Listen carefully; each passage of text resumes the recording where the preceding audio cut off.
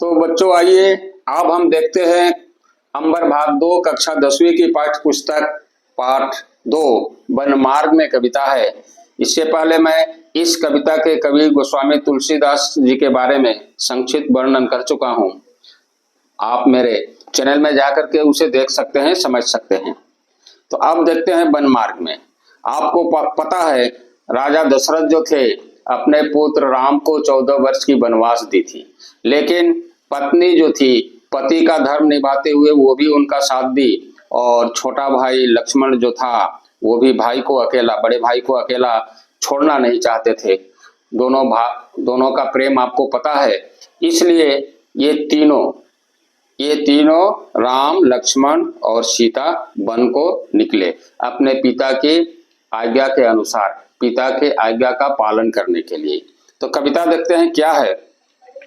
पूर्ते निकसी रघुवीर बधू धरी धीर दय, मग में डग द्वय, झलकी भरी भाल कनी जल की, पूट सुखी गए मधुराधर वय, फिरी बुझती है चलनो अब केतिक, पर्ण कुटी करी हो कित वय, तिनकी लही आतुरता पिय की, आँखिया अति चारु चली जल चोय। तो इसमें बताया गया है कि जब ये अपने राज्य से निकले, तीनों निकले, राम, लक्ष्मण और सीता, कुछ दूर गए। यहाँ कविता में 2 पग आगे गए। 2 पग का मतलब 2 पग ही नहीं है, बहुत कुछ दूर तक जब चले तो सीता क्या कहती, सीता की हालत कैसी होती है। सीता की हालत होती है थोड़ा नाजुक, क्योंकि ये तो औरत है, नाजुक हो जाती है। क्या होता है, झलकी भरी भाल कने जल की, पूट सुखी गए मधुराधर वय, इनके गालों से, इनके मुखों में पसीना आने लगता है और होठ जो है ये सूख जाते हैं। इसलिए पीछे मुड़ करके ये अपने पति श्री राम जी से पूछती है कि अब हमें कितना दूर चलना है ताकि हम पर्णकुटी बना सके। पर्णकुटी मतलब पत्तों की, घास की, लकड़ी की कुटिया बना सके। और ऐसी आतुरता, ऐसी व्याकुलता पत्नी की देख करके राम क्या होता है, देखो, तियकी लखी आतुरता पिय की, अपनी पत्नी की आतुरता या व्याकुलता को देख करके राम की आंखों में भी जल भर जाता है। अब दूसरा देखते हैं। रानी मैं जानी अयानी, महापबी पाहन हूँ ते कठोर हियो है, राज हूँ काजू अकाजू न जानो, कहो तियो को जेहि कान कियो है, ऐसी मनोहर मूर्ति ए बिछुरे, कैसे प्रीतम लोगो जियो है, आखिन में सखी राखी बे जोगू, इन्हें किमी बनवासु दिए।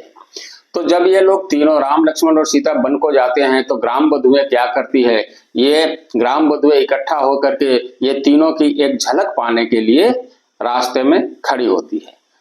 यानी ग्राम बधु का मतलब गांव की औरतें आ जाती है और क्या कहती है, कैकई को दोषारोपण करते हुए कहती है कि कैसी कैकई है, उसका हृदय पत्थर के समान कठोर है, जो राजा का कान भरती है।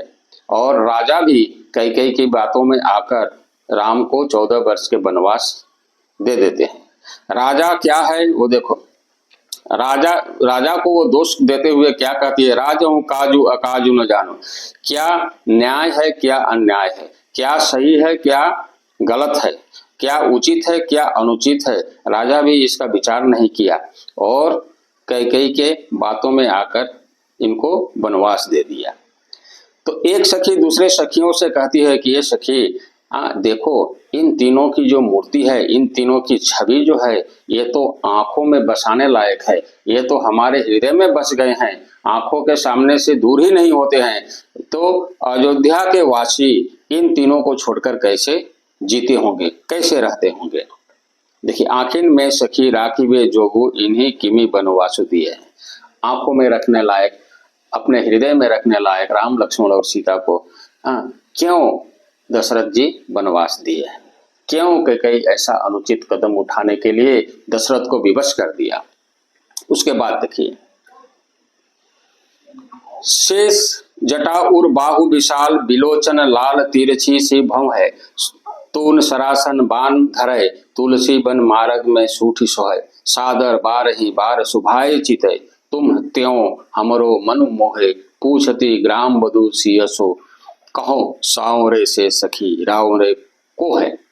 तो यानी राम राम जो है, देखिए इनके सर पर जटाएं हैं, बाहु यानी भुजा, हाथ विशाल है और आंख जो है लाल है, और इनकी भौहें जो है, भौहें मतलब आईब्रो, आईब्रो जो हम बोलते हैं, यह तिरछी है। और इनके कंधे पर देखिए, ये कंधे पर तरकस है, तरकस में बाण है, ये तरकस में बाण लिए हुए हैं, कंधे पर तो धनुष ही है।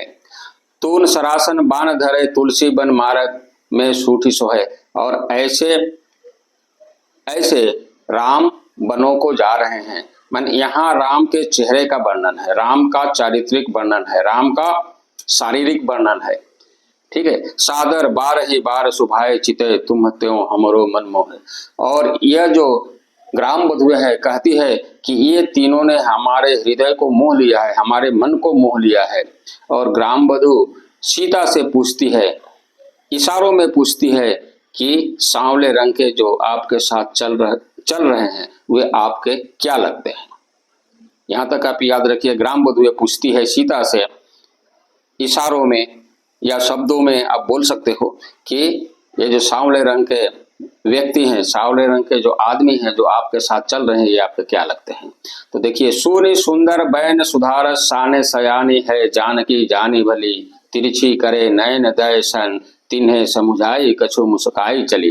तो सीता समझ जाती है कि ये ग्राम बधुएं क्या पूछना चाहती है, वह समझ गई, मुस्काती है और अपनी आंखों के इशारों से ही समझा देती है कि वो मेरे वे लगते हैं, यानी वे मेरे पति हैं। तुलसी ते ही अवसर सोहे सबय अलोकती, लोचन लाहू अली।